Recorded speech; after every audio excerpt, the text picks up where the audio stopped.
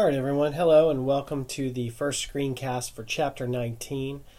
In Chapter 19, we're going to be switching from our look at microeconomics to macroeconomics. And the first part of this chapter is really designed to help us understand what the differences between the two of the fields of economics are. Macroeconomics tends to deal with economy-wide issues, whereas microeconomics, which again is what we've been doing up until this point in the semester, is usually individual level decisions, either by firms or by households. In macroeconomics, we're looking at usually an entire political jurisdiction, usually a country, sometimes a state within the United States or a region of a different country. Sometimes there are city-wide macroeconomic forecasts, regional macroeconomic measures and forecasts. But for the most part, we're going to be talking about country-level, aggregate-level measures of the well-being of the economy and how the economy behaves. Some of the things we look at in macroeconomics are things like inflation, unemployment, economic growth, whereas what we've been looking at up to this point with our macroeconomics has been how individual markets operate. The supply and demand diagram is a diagram of an individual market.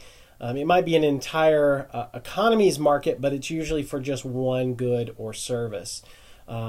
We also look at how firms make decisions in terms of what's the optimal profit maximizing amount of output.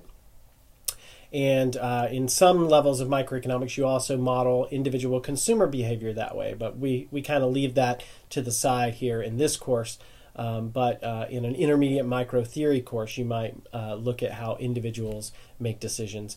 And in micro, we look at the implications for price and quantity. So how a shift in supply, a shift in demand, elasticity, things like that affect the price and quantity. On macro, in addition to inflation, unemployment, and economic growth, there are other variables we look at, but those are really the big three that we're going to concentrate on in this class. So why don't we go ahead and get our first measure that we're going to use for macroeconomics, and that is the GDP of usually, again, a country. GDP can be for any political jurisdiction. Again, it can be a city, it can be a state, it can be a region. But for the most part, we tend to think of it in terms of national level measure of accounting. So the gross domestic product. So the GDP is the total amount of everything produced within a specific economy. And we use this to analyze a lot of different things, but primarily we want to look at the growth rate of an economy. Is an economy growing, and how quickly is that economy growing? We can use GDP to compare different regions, different nations, and often it's used as a kind of the first cut benchmark at the well-being of an economy, GDP overall. One thing to note, and we're going to talk about this again toward the end of these screencasts, is that GDP doesn't capture everything about an economy. It certainly doesn't capture everything about the well-being of a society as a whole. But it specifically doesn't capture everything about how well an economy is doing. There are some things it just does not measure. And so when looking at how well an economy overall is doing, it's just one piece of the puzzle in terms of how we measure that sort of thing. So what is gross domestic product? Literally, it's the market value for all the final goods and services produced in a nation within a specific period of time. Usually yearly or quarterly is how GDP is usually measured, but you could have monthly GDP. You could have weekly GDP if all of that data was available to whatever bureaucratic organization is trying to calculate the GDP. But for the most part, we look at quarterly or yearly GDP for a particular nation. It's the sum of all the output from all economic activity within whatever economy it is that you're looking at. So if it's the United States, it would be GDP for the United States overall. One thing that can be a source of confusion is that GDP measures both output in the economy and it also measures the country's income. That's because GDP is looking at all final goods and services bought and sold. So when someone buys something, someone else is selling something. So GDP measures that both sides of that coin. So why is GDP useful? Well, we use it to estimate living standards across time and nations. So it's one way we can look at how an economy is performed over, say, 10 years or 20 years. Or even 100 years. What we try to do is come up with a number that it measures the same thing at all points in times, and so that number is in some way comparable. Of course, we do have to adjust the GDP in some ways to account for some of this, and we're going to talk about some of those things in this chapter. It's also one of the primary ways we measure economic growth. If GDP goes up, then we would usually say that that particular economy has grown by whatever the percentage rate is. And we're going to get into those calculations in just a bit. You can also use GDP to determine whether an economy is experiencing a short-run expansion or a recession or a depression. And there's actually very technical definitions of those things that we're going to get into in later chapters. But for the most part, an expansion is when GDP is growing, a recession is when GDP is contracting overall, and a depression is a severe sustained contraction in the size of GDP overall. All right, so I've tried to throw a few of these practice what you know, little multiple choice quizzes that kind of match up with some of the quizzes you might be doing as practice. For exams and things like that. And so what is gross domestic product? What does it measure? Well, it measures the nation's income. Again, it's the overall economic output, but you can also think of it as the nation's overall income is another way to think of GDP. And one way, again, we use that is to measure different standards of living. Of course, it's not exactly usable as total GDP. Just add up all of the economic activity in the economy, and we can't really use that to compare different countries because, of course, different countries have very different sizes of population. So it wouldn't really make a lot of sense to compare a really small population country and a really large population country to compare their GDP because, I mean, it tells you something, but for the most part, it's just telling you one country has a whole lot more people and firms in it than the other. So one way that we account for that is we use per capita GDP. So we basically just take all of GDP and we divide it by the population of the country overall. And so that gives you a number that is a little bit more comparable across two different countries. It sort of gives you a measure, although, you know, average versus median, we could argue about that, which is the better statistical summary statistic to use, but for the most part it gives you a good first brush at the average living standard in a nation. So one way we can see that is in comparing, say, China to Germany. China has a very large GDP here, $9,240 billion is its total economic activity within China, and Germany has 3,730. So at first brush, you might think that China has a higher standard of living. Of course, if you didn't know anything about the real world and you were just looking at these numbers, you might think that. But then, of course, once we bring in population, China has a population that is much, much larger than Germany, 1.357 billion people. So when we divide GDP overall by the population to get per capita GDP, we can see that Germany has a much higher standard of living than does China, at least in these 2013 numbers here that I'm showing. So China has a per capita GDP of 6,807, whereas Germany has a per capita GDP of 46,269. Now notice this is an average, and so we are not looking at the distribution of the GDP throughout the country. Certainly not every person in Germany makes $46,000 or anything like that. Again, it's a first brush approach at looking at standard of living, this per capita GDP. To really get at all the details, we're going to have to dig down a little bit deeper. And we're going to touch on some of that throughout the rest of the semester here. All right, yep, and those are 2013 examples. So here we can look at different countries, the size just overall. Now this is not per capita in column 3 here. This is just the overall GDP. And so you can see the U.S. has 16,768 billion is the size of the GDP in the U.S.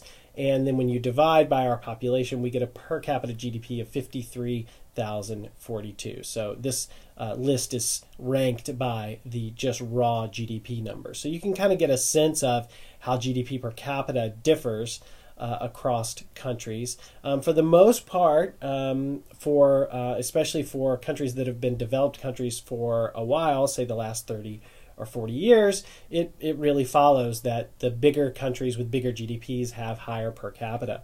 But the recently developing and developed countries, like say China and India, still have a much lower per capita GDP, even though their overall GDP is much larger. But as those countries continue developing, then what we'll see is that these countries, because of their population, will quickly rise to the top of this, even if their per capita is not quite at where the U.S. is in, say, 10 to 20 years. Another thing to think about when we're measuring economic growth is how GDP changes over time. So this is per capita GDP in the U.S. And when we say real here, it means we're accounting for inflation. And I'm going to come back to that in a bit, and we're going to talk a lot about inflation actually through the remainder of the semester. But this is a real number. So we've tried to take out the effect of inflation when talking about this per capita GDP here. And you can see that in the U.S. it's gone up quite substantially since 1965 to 2015. And again, this is controlling for that rising price level, that things have overall gotten more expensive. So we've taken that out, and you can still see a pretty dramatic increase here in the per capita GDP. And when we talk about growth, what we want to know is what is the rate from year to year of the growth of GDP overall. Let me bring in a few more countries so we can just kind of see what this looks like. And for the most part, for many countries, we can see that real GDP per capita has been going up. And here we're using 1990 international dollars. So that's the base year that we've taken the inflation out of the equation, is we've used $1990 for this particular graph. And you can see for many countries, especially a country like Poland, which was once an Eastern Bloc country under the control in the influence of the Soviet Union, they've had a very substantial, since the fall of the Soviet Union, there was a drop in their GDP as they shifted from a command and control style system to a more market-based system. And you can really see how this has gone up considerably. Turkey has had a lot of economic reforms also over this time period, as well as Mexico has had a lot of reforms, most notably trade reforms with the United States.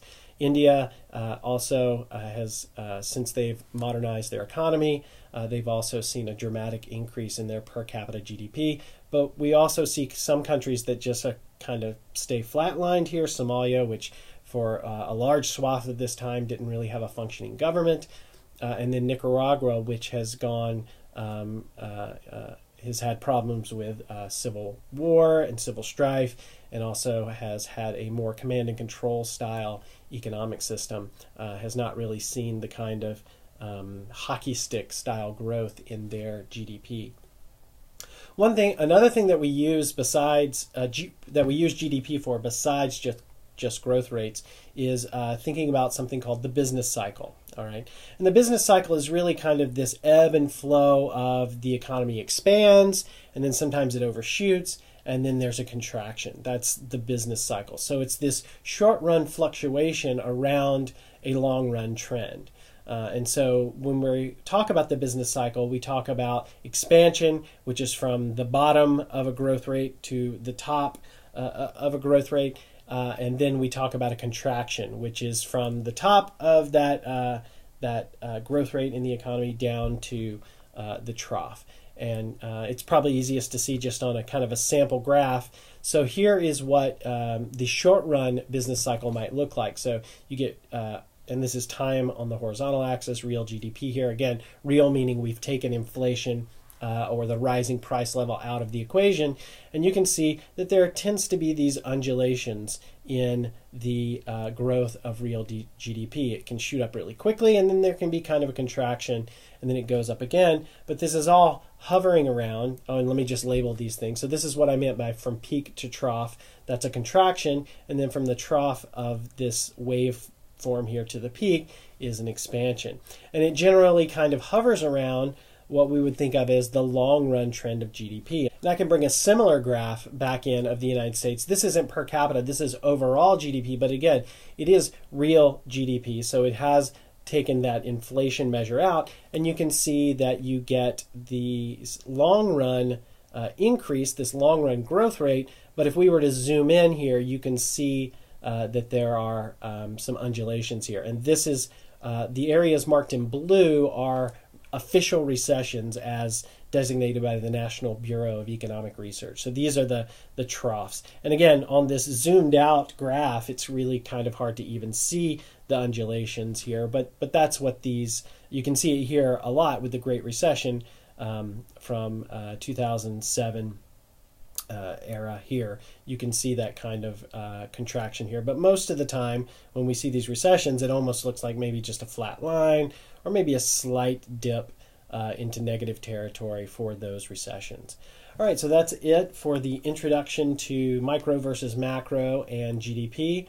We're going to move on into digging into GDP a little more deeply and seeing exactly how it's calculated, what's included, what's not included, and things like that.